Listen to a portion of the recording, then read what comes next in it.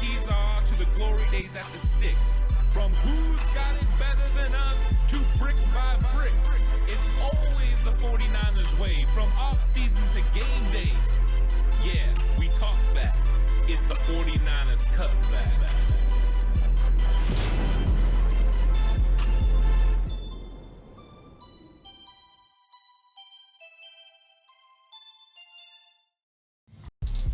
It's 49ers Cutback podcast time. Welcome to the show, everyone. 49ers versus Falcons Stock Up 49ers.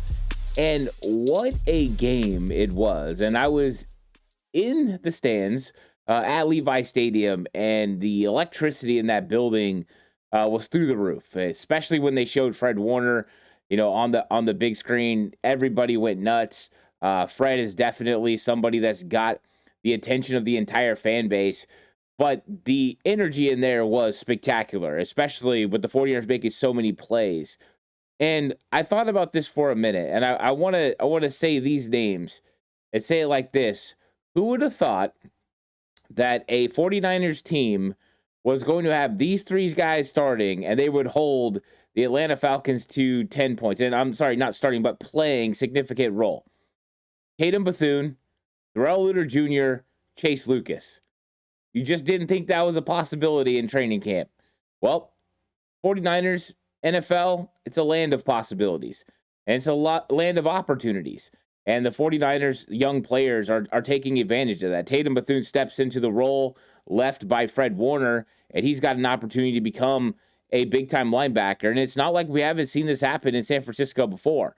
We've seen the 49ers have guys become superstars, whether that is, Fred Warner, homegrown talent, Azeez Al-Shire, what he was able to do, get a couple big contracts out there. Dre Greenlaw, what he was capable of doing. 49ers have produced these guys. Is Tatum Bethune that next guy? We're going to be talking a lot about Tatum Bethune in this episode. But Darrell Luter Jr. and Chase Lucas and lots of other guys who were stock up 49ers, because this was a tremendous win for the 49ers.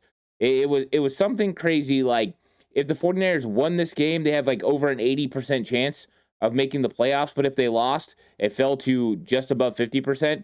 That was the kind of game that the 49ers were in for. Plus, you just looked at the injuries. What was going to be the emotional drop-off, right? Were you going to have an emotional dip not having Fred Warner out there? Well, guess what? There was no emotional dip.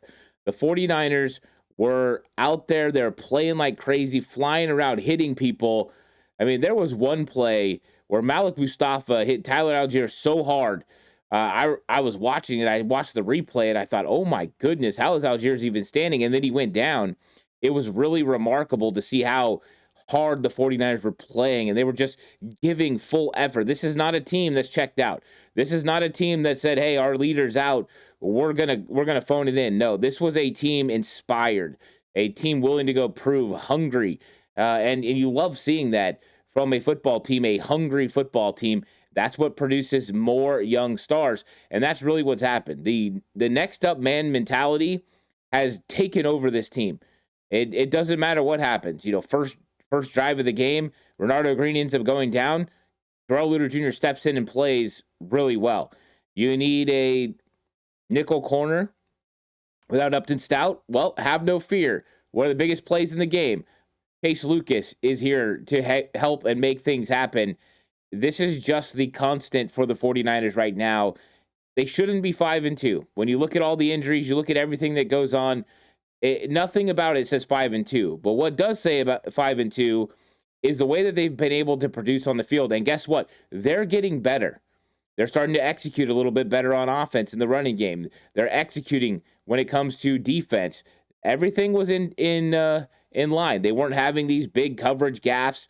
Everything was where it was supposed to be. When Michael Penix Jr. was getting the ball down the field, he was getting the ball down the field into open zones or tough plays. And so you got to give credit to the 49ers. So in this episode, we're going to go through all the stock up 49ers, talk about how they played, get into a little bit of the game itself too, because I thought it was a very exciting game for the 49ers, and I wasn't able to do a reaction show. I was at Levi Stadium, and then after that, I had to hurry out, so wasn't able to do it, but I'm excited to talk about 49ers in this one, and there's a lot of good stuff to talk about, so stick around. Please like and subscribe to the channel if you haven't already. If you're listening audio platform, 49ers Cutback on Believe Network, please give it a 5-star rating. Of course, this episode is brought to you by FanDuel.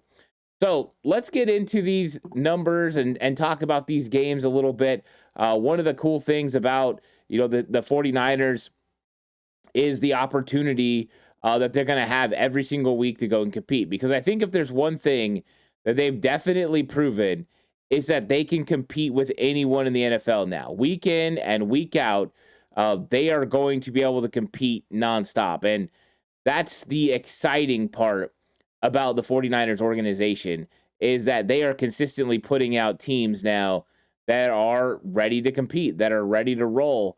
And the 49ers are in the mix with everything that they do. They're in the mix to get into it. And so I'm definitely excited to see the 49ers continue this. And I want to talk about Tatum Bethune. Because Tatum Bethune had to be a big reason why the 49ers are capable of staying in the mix. Because right now, the San Francisco 49ers were going to be in a situation where they've lost a lot. They lost Fred. But Tatum Bethune has back-to-back 10-tackle games. And that is so impressive. Bethune last week had 10 tackles coming in for Fred, and you're wondering, hey, can he keep this up? Well, he definitely can. He had 10, he had 4 solo, and 1 tackle for loss, and he's running over offensive linemen along the way. Just absolutely blowing them up and getting to the quarterback, and Michael Penix Jr. Tatum Bethune is for real. And, this is one of the question marks that we've had was what happened if Fred goes down. And we talked about the depth of the position all throughout training camp. The depth was becoming evident. Tatum Bethune worked on himself all during the offseason. This is not the same Tatum Bethune that was around last year.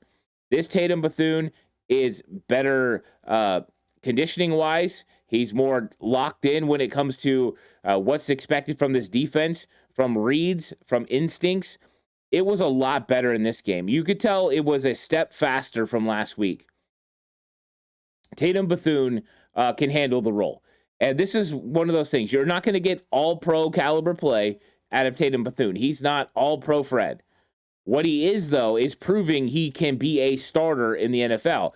And that's what we were saying. If Tatum Bethune can prove to be a starting linebacker in this league, you've got enough to go out and compete. And that's what the 49ers are getting from Bethune right now. That was starting caliber linebacker play against the Atlanta Falcons. He has to continue it. He has to stack days. But if he can continue to make the calls on defense, to make the tackles, which he's a really good tackler and he's an absolute thumper, if he can continue that, there's an opportunity for this 49ers defense to be good, really good. The Atlanta Falcons, they were really good on offense against the Buffalo Bills. 49ers didn't allow any of that. 49ers were all over them when it came to defense, and it was a team effort. But when you look at the stats for Bijan Robinson, and he went 14 carries for 40 yards at 2.9 yards per carry, and he went off for 180 yards against the Buffalo Bills. And, I said this before. It was 80 yards on one play. But still, he ran for over 100. You held him to 2.9 yards per carry. That was really good. The 49ers held the Atlanta Falcons rushing attack that averages 151 yards per game to 62 yards per in this game, a 3.1 average. They were absolutely fantastic on defense, and it's led by Tatum Bethune. Tatum Bethune was doing his job, and that's exactly what the 49ers need. They don't need somebody to go be an all-pro player. They don't need somebody to go cover everyone, do everything. They need somebody to do their role and do it well, and he did it very well in this game. This type of stability is going to benefit D. Winters as well. And so this was a huge one. It's huge stock up for Tatum Bethune and what he's able to provide this football team. The fact he wore the green dot, he made all the calls. The 49ers stayed in sync. They weren't confused by the motions or the alignments that the offense was giving. Zach Robinson tried to get some good looks. He tried to put some pressure on the 49ers and, give them some problems when it came to IO and inside out coverage. Didn't happen. And I think a big reason why is Tatum Bethune was locked in. And I love what he said about Fred Warner as well. Fred Warner came and sat in their Saturday meeting and just listened. He didn't say anything. He let them do all the talking. He didn't try to overcoach. He just let them be them.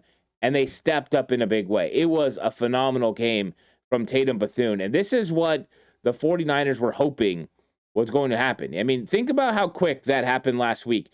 We were talking about potential trades at Mike linebacker for 12 hours, and the 49ers came out and said, no, Tatum Bethune's going to be our Mike backer for the rest of the season.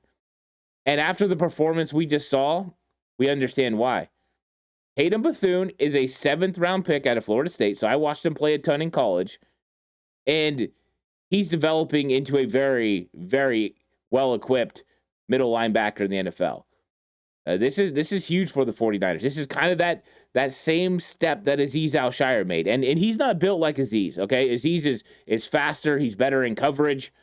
But Tatum Bethune has the instincts, and he can absolutely hit, and he's good against the run. Phenomenal game. If he can continue this, 49ers defense is going to be pretty darn good. But let's talk about Darrell Luter Jr. And the reason I want to talk about Darrell Luter Jr.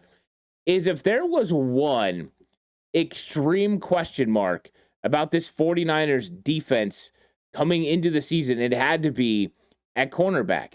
And then they had decisions to make, right? They could go with Dallas Flowers, which Flowers was getting all the reps. It looked like Flowers was the next best cornerback, and they waived Flowers. And they decided to go with Darrell Luter Jr., and Darrell Luter Jr. was almost becoming an afterthought, right? He was kind of in that Sam Womack mold where it's like, nope, another 5th-round pick that just didn't work out. But he did pretty good in this game. And from what we've seen from Darrell Luter Jr., this is stock up. He was out there competing. Now, there's still sometimes I feel like he plays a little bit too far off when it comes to coverage, gives up some easy throws. But for the most part, he was competing. He was coming up and run and helping tackle. This is the best Darrell Luter Jr. we've seen, which means he's growing. He's getting better. He's healthy. And that's been a big problem for Darrell Luter Jr. as well, health. But when you look at the skills that he has, the guy can run. He's long. He's tall. He's got all the common features you want for a quarters or a cover 3 cornerback. And the 49ers were able to plug him in. Renardo Green got hurt with a toe injury. They were able to plug in Darrell Luter Jr., and it took me a little while to notice because I'm at the stadium. Normally, if I'm watching, I'll notice things right away. But at the stadium, I didn't notice right away. And all of a sudden, I'm like, aha, wait, what? 28? What's going on here? Darrell Luter Jr. made some plays in this game. He did. He was able to deal with Drake London. He was able to deal with Darnell Mooney. Now, it wasn't perfect. There were plays made on him, of course. There was, some shots down the field. A lot of that, they were taking advantage of the 49ers cover 2, hitting them kind of in that open window. But he definitely looked the part. And you've got to have a consistent number 3. And he definitely was a consistent number 3 in this game. You've seen corner step up, and he stepped up in a big way. He played physical with guys like Drake London and Darnell Mooney. And that's all you can expect from a guy stepping in. And now all of a sudden you're looking at Darrell Luter Jr. and you're like, hey, guess what? We've got a guy that we feel like can go out and compete. And that's all you're really asking for. But Robert Saleh has made a big difference for Darrell Luter Jr. This is not the same Darrell Luter Jr. we've seen over the last 2 years. This scheme has opened up for him. He's gotten a lot better. Love to see what he's doing in there. And before I go any further, I want to talk to you guys about FanDuel. If you're going to bet with FanDuel. The options are, you could bet on the Monday night game tonight, Houston Texans versus the Seattle Seahawks. The Houston Texans are a a 3-point underdog at Seattle. This one everyone's going to be paying attention to. 49ers play Houston next week. So this is a good one to watch. The over-under is 41.5. They got lots of good player props, same game parlay. So check out FanDuel, bet with FanDuel. Houston for Seattle on deck for tonight. That's going to be a lot of fun. So go check that out. That's going to be a good game to check out. And then we'll see what happens with 49ers versus Houston next week. But let's get back to the Stock Up 49ers. Just talked about Darrell Luter Jr. stepping in for injured Renardo Green. Well, what were the 49ers going to do once it became official that Upton Stout was inactive? Upton Stout injured his ankle, if you hadn't heard, the last play of practice on Thursday. And he didn't practice Friday, but there was a lot of hope that he was going to be able to go. Well, the 49ers decided to kind of mix things up. They used Jason Pinnock. He played some in the nickel. They used Chase Lucas. They played him some in the nickel. And when the game came down to the biggest moment, it was Chase Lucas guarding Drake London on 4th down. It's 4th and 1. And they have an opportunity to potentially get a first down and make it difficult for the 49ers. But Chase Lucas is all over the out pattern. And not only is he all over it, he almost intercepts it. And the one thing I could say about Chase Lucas is he's always ready, so he don't got to get ready. Because this dude has been doing this ever since the preseason. Make no mistake, the 49ers, when they opened up their training camp, had no belief that Chase Lucas was going to make this team. They liked him. They loved his competition, but I don't think they thought he was going to develop the way he's developed. Number one, this guy is a film study. He understands route concepts. He understands tendencies, and he's taking advantage of them. You're not on the sideline in a football game talking about how when they run this route, I'm going to have an interception, and then they do it, and you do, if you're not paying attention to film at the highest of levels. His preparedness is crazy. That's why Chase Lucas gives himself an opportunity to be successful. And this isn't the first time. Think about the Rams game. Upton Stout goes out with injury. Chase Lucas is one of the guys that steps up with Fred Warner and makes the initial contact to turn back Kyron Williams on what could have been a huge 4th down in that game. If the Rams get it, who knows? They might win. But the 49ers stopped them, and Chase Lucas is a big part of that. And what a luxury for the 49ers to have two cornerbacks in Darrell Luter Jr. and Chase Lucas that could step in these moments and play so well. Most teams, they see your backup cornerback in and they're going to go after him. They're going to attack that guy. They're going to keep going after him because you have a backup. That's not what's happening. These dudes were stepping up. They're competing. They're making it difficult for opposing football teams. And yes, the Atlanta Falcons had some success through the air. 100% they did. They had 241 yards through the air. Now, remember, they couldn't run the ball. Not effectively, at least. Bijan Robinson only had 2.9 yards per carry. So because of that, they have to unleash a little bit. They're also playing from behind. And so would they like to get some of the yardage back? Yes, of course. They would love to not give up, some of the big plays Darnell Mooney had, like the one at the end of half. Now I got to talk about that play real quick. Darnell Mooney makes the play deep down the field at the end of the first half. And the 49ers had just kicked the field goal after the turnover on the Bryce Huff strip sack. And they're up 13-3. Or, sorry, 10-3, I think it is. 13-3, I can't remember for sure. They're up. And here's an opportunity for the Atlanta Falcons to get a field goal and cut into the 49ers lead. And they get into a situation where Mooney gets the big catch. And the 49ers are able to get into Michael Penix Jr.'s face and cause him to throw the ball away. And it ends up being a 10-second runoff. And it was so funny because everybody around is kind of like, what happened? As soon as I saw intentional grounding, that the flag came out, I knew it was intentional grounding, and I knew there was a 10-second runoff, and I knew the half was over. I started telling people around me, the half's over. 49ers, they just escaped without giving up any points because of the pass rush that they were able to generate. But it's picking each other up. you give up the big play, and then the defensive line's like, we got to step up. Atlanta had to use their timeout because Mooney got tackled in bounds. These are huge moments in the game. But it was such a cool moment because that moment the crowd lit up. If the Falcons would have kicked the field goal, it would have taken some of the juice away. That crowd went insane at that moment. It was really a cool moment. But I want to give Chase Lucas so much credit for how he plays. Chase Lucas was phenomenal again in this game. I thought he did such a good job. And, the 49ers overall did such a good job on defense. When you look at, the things that they were able to do, slowing down that run game, they held the Atlanta Falcons 1 of 2 in the red zone. That was significant. You had to make sure that you didn't allow them to have a lot of success in the red zone, and the defense stepped up. They only had 2 opportunities. They were 1 of 2. I think that's a pretty good mark. 50%, not exactly what you want, but good. 49ers were able to force a turnover. That was cool because it neutralized the Mac Jones interception, which was really Jawan Jennings' fault. He's got to catch that football. But that's the thing. The defense able to get in there. They had 2 sacks in this game. That was my prediction, was 2 sacks, and they were able to get it done.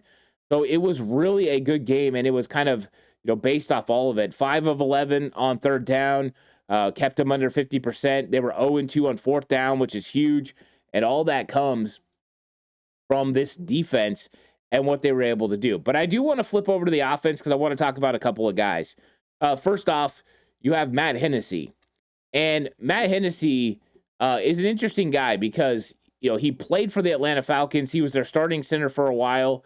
Then he lost his opportunity, and he comes to the 49ers, and the expectation was that he was going to come in and compete. Unfortunately for him, he's going, Jake Brendel has been the consistent for the 49ers. Jake Brendel has been the guy that's been able to be an Iron Man and stay on the field. And I saw Jake Brendel tap his helmet and go to a knee right away, and I knew that he was hurt.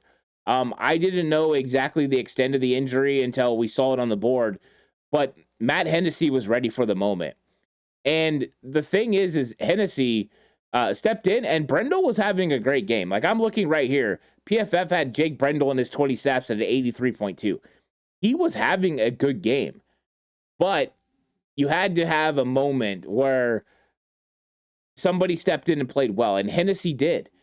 And that's exactly what the 49ers did with, every guy that stepped in. But that was the good news because Matt Hennessy had to step in at the moment, and I thought that he did pretty well. We had other offensive linemen that played really well in this game. Trent Williams was the number 1 pass blocker for the 49ers, 80.1. Colton McKivitz had the best run blocking grade at 88.8. Those were extremely huge for the 49ers. And so that's what you have to have is those guys that can step in those moments. And Matt Hennessy came in and he gave up just 1 pressure. 49ers only gave up 6 pressures in this game against a team that had 14 sacks by 10 different players. So Matt Hennessy has the task of not just stepping in, but also stepping up because he's got to be able to signal things and make all the line calls against a defense that's really willing to blitz a lot. And so I thought that was extremely, extremely huge in this game. And I thought he did a good job, and he's probably going to have to step in place of Jake Brendel for a while. The fact that it's a hamstring, he might be out for a little while. So that's going to be tough for him. But the 49ers were stabilized there on offense because he was able to step in and make plays. So Matt Hennessy looks like the center going forward, at least until Jake Brendel comes back, whenever that ends up being. And I thought that he stepped up big in this game. Huge stock up for Matt Hennessy. He's proven he could start before.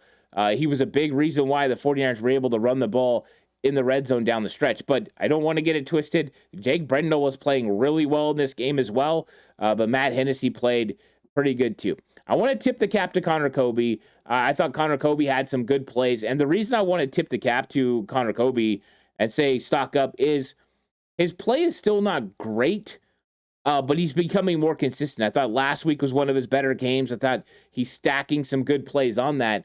And that's exactly what the 49ers need him to do because you just can't have him be a liability. And I thought that there was a couple weeks there where it was really tough for him and he struggled. But I thought that the last a couple of weeks, he's gotten a little bit better. And if you look at his PFF grade, it's not going to stand out, right? 49.6 is still not one of the best. In fact, it's one of the lowest 49ers. But the reason I want to tip the cap is because this is what I've been talking about with a lot of the young players. It's about growth.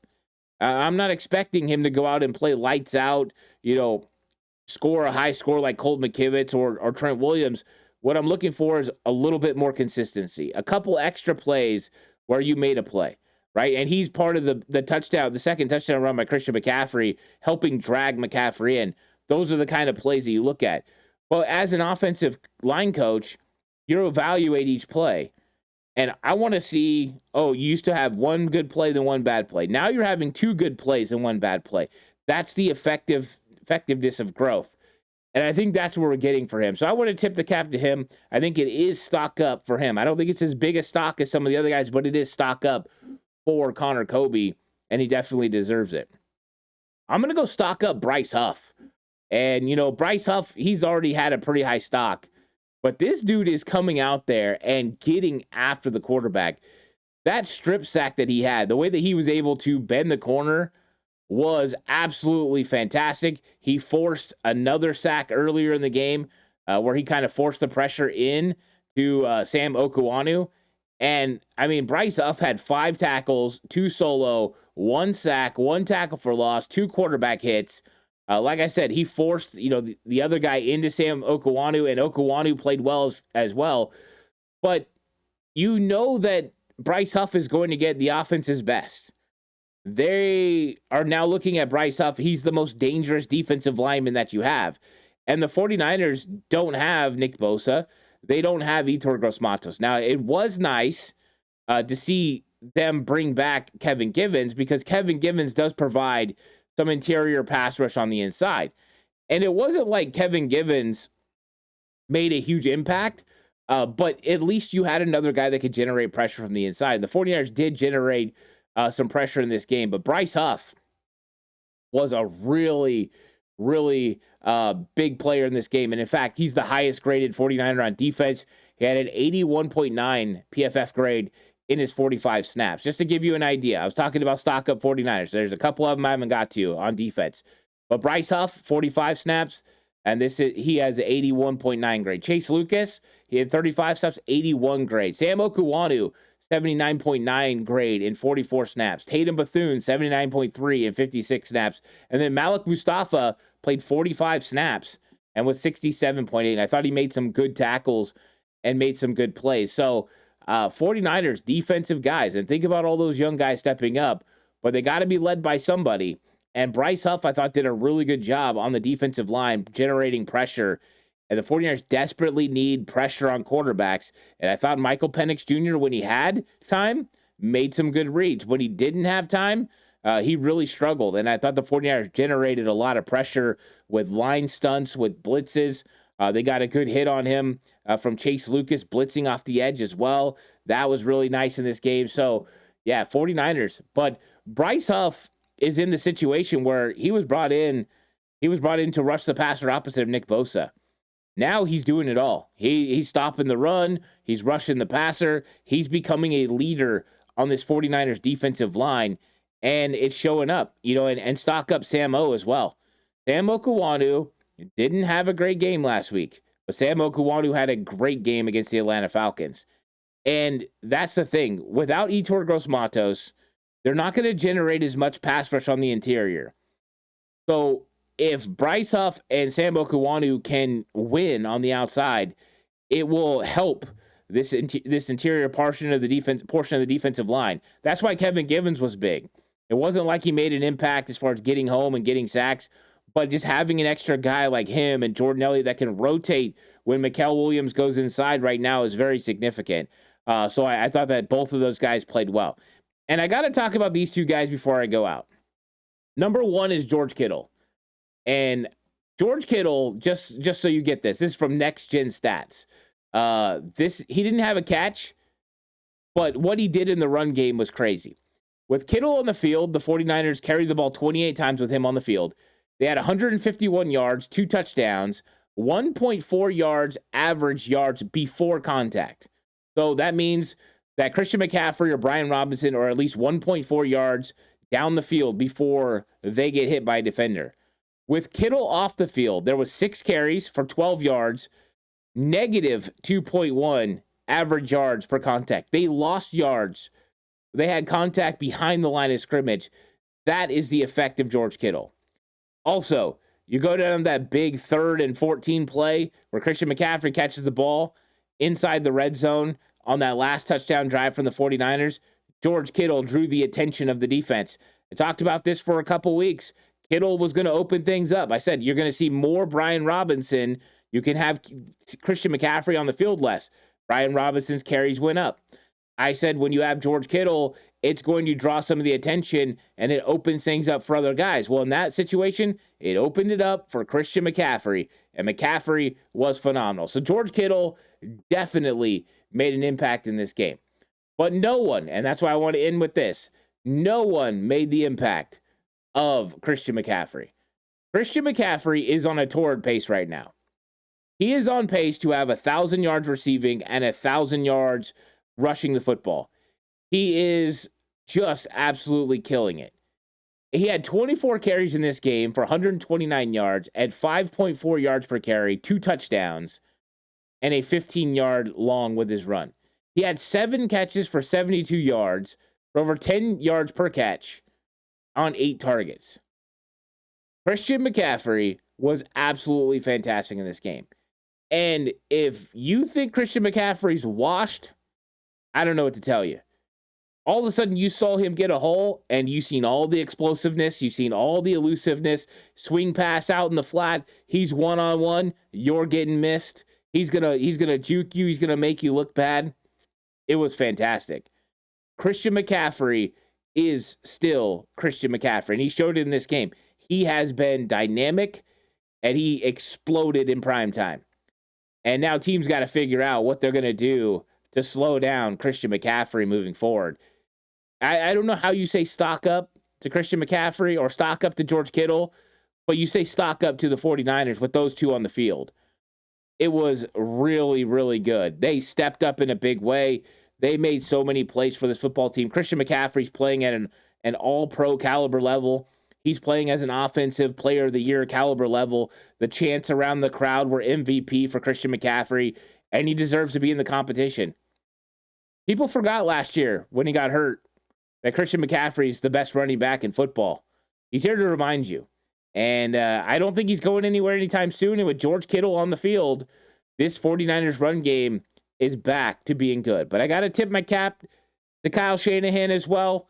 Some of the run game, some of the motion, some of the movement was really good in this game. When we go through the All-22 film over on Patreon, there's going to be some really cool stuff because Kyle Shanahan, he has been doing it all year. Him and Chris Foerster really got together on this game plan. It was one of the most dynamic run game plans that I've seen in a while. They did a really good job and executed at a high level. 49ers, they're for real. They ain't out of this thing, right? We talked about this last week. What are our expectations for the 49ers? I think playoffs is a real expectation. And who knows what happens after that. You just want to get into the dance. But I do think that they have an opportunity to beat anybody that they play. There's going to be tough games. They're going to lose games for this season. But they have a chance to beat anybody if they play like this. Run the football well, play good defense, and have an offense that does enough when it comes to taking care of the football. And yeah, that Eddie Pinheiro guy is pretty good too. He doesn't miss field goals. In fact, he just broke the 49ers record for consecutive field goals to start a season. Fantastic, Eddie Pinheiro. So thanks for watching, everyone. Please like and subscribe to the channel if you haven't already. If this is the audio platform, 49ers Cutback on Believe Network, please give it a 5-star rating. This episode was brought to you by FanDuel. I'll catch you guys in the next one. Until then, stay safe. Remember, the right way is always the 49ers way.